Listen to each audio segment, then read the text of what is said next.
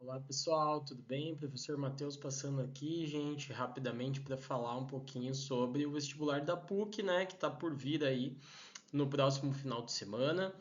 E para a gente poder, né, falar um pouquinho sobre redação, né, gente, nada melhor do que a gente analisar uma produção textual, né? Uma coisa que eu sempre costumo falar para os meus alunos é que para a gente melhorar, né, a nossa produção textual, a gente tem dois caminhos. O primeiro, óbvio, é pela produção, né, escrever de fato, praticar, e o segundo é pela leitura, pela análise de bons textos, porque dessa maneira a gente pode se inspirar neles, utilizar de padrões que eles usam, ver as próprias palavras, os vocabulários, né, para a gente poder utilizar nas nossas produções também, tá? Então eu selecionei aqui um exemplo, né, de texto modelo do último vestibular da PUC, né, o de inverno, que tinha como tema para a medicina, medicina da longevidade, certo?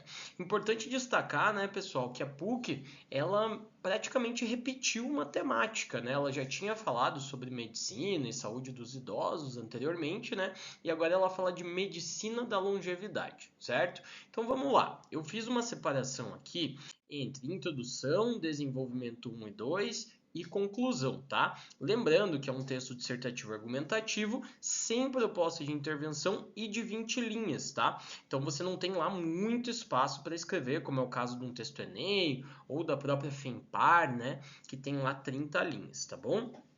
Então vamos lá, começa assim. A longevidade é uma conquista da humanidade, mas não necessariamente uma vitória para o indivíduo.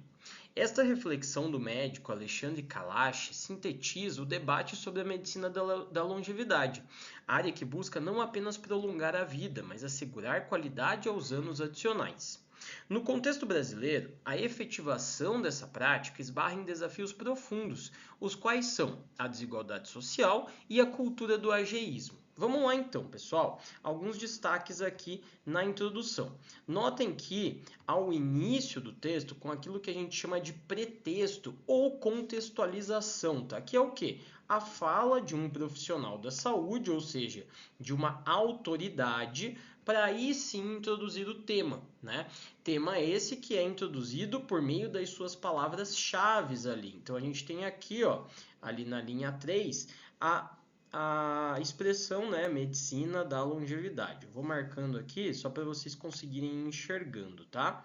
Então notem, pessoal, se você conseguir, né, iniciar com essa contextualização e daí trazer à tona as palavras-chave do enunciado, perfeito, tá? Na sequência, o que você vai fazer? Você vai apresentar qual vai ser a problemática que você vai debater e as teses a partir dessa problemática, né? Então, nesse caso aqui, ele fala que o grande problema são os desafios para que ocorra uma medicina da longevidade adequada no Brasil, né? E ele apresenta esses principais desafios como sendo a desigualdade social, tá?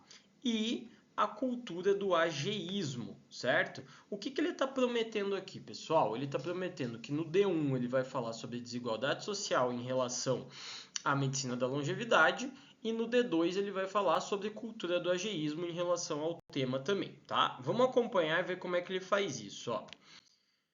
Nesse sentido, a disparidade econômica configura o principal obstáculo para uma medicina da longevidade equitativa. Desse modo, enquanto uma minoria possui recursos para custear planos de saúde e tratamentos anti-envelhecimento, a maioria da população idosa depende de um sistema público de saúde sobrecarregado. Conforme dados do IBGE, em 2022, apenas 30% dos idosos com mais de 75 anos possuíam um plano de saúde, concentrando-se nas classes A e B.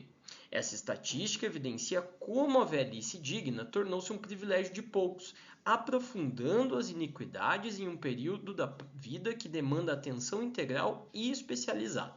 Galera, notem uma coisa, ele começa com conectivo, né, o que é essencial, os conectivos interparágrafos, aqueles que dão início aos parágrafos, então vamos marcar aqui, ó, nesse sentido. Já vamos marcar o do próximo parágrafo, né, ó, paralelamente, tá? E aí ele dá sequência a o tópico frasal dele, ou seja, o reforço da tese que ele vai discutir, tá? Notem que ele faz uma paráfrase, ó. Em vez de falar desigualdade social novamente, ele fala da disparidade econômica como um desafio para a medicina da longevidade ser executada de maneira adequada, tá? Trouxe o tópico frasal, ele vai trazer na sequência o argumento externo dele ali com o IBGE, percebem? Então, um argumento, né, de prova concreta, um dado ali que o IBGE levantou, e depois ele vai fazer um comentário. Então, pessoal, vocês têm que estruturar os parágrafos de desenvolvimento de vocês em tópico frasal, argumento externo e comentário, tá? Essas três partes precisam aparecer. Vocês vão ver que vai acontecer a mesma coisa no próximo aqui, ó. Paralelamente, a falta de importância atribuída aos idosos na esfera social corrói as bases de uma longevidade plena, ó. Então, quando a gente tem aqui falta de importância atribuída aos idosos, a gente está falando da segunda tese dele, que é o ageísmo, ou etarismo, né? Como vocês queiram chamar. E ele vai explicar isso, esse conceito, ó. O ageísmo, preconceito etário, manifesta-se desde a invisibilidade no mercado de trabalho até a desvalorização em consultórios médicos, onde queixas são frequentemente atribuídas à idade e não investigadas. Assim, a OMS alerta que o etarismo está associado a piores condições de saúde física e mental, aumentando o isolamento social e a sensação de inutilidade. Então a gente tem aqui como argumento externo, né, uma fala da OMS. E agora vem o comentário, ó, essa desvalorização sistêmica nega ao idoso seu papel ativo na sociedade, impedindo que a medicina da longevidade abranja o aspecto biológico e contemple o bem-estar psicossocial, certo? Então, novamente, tópico frasal, argumento externo e comentário, beleza, galera? Agora a gente vai para a conclusão.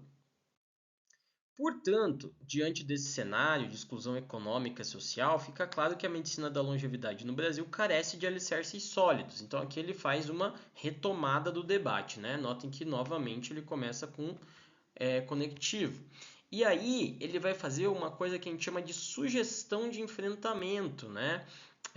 Que seria o quê? Seria uma ideia do que pode ser feito, tá? Não necessariamente uma proposta de intervenção, um modelo Enem, né? Algo muito mais sucinto, vejam lá.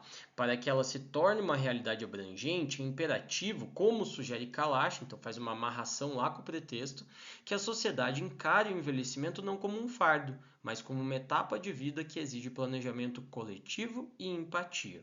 E assim ele finaliza o texto, tá, pessoal? Notem, um texto bastante objetivo, mas que cumpre com tudo aquilo que é exigido pelo vestibular da PUC, tá? Então, minha sugestão para vocês, tá?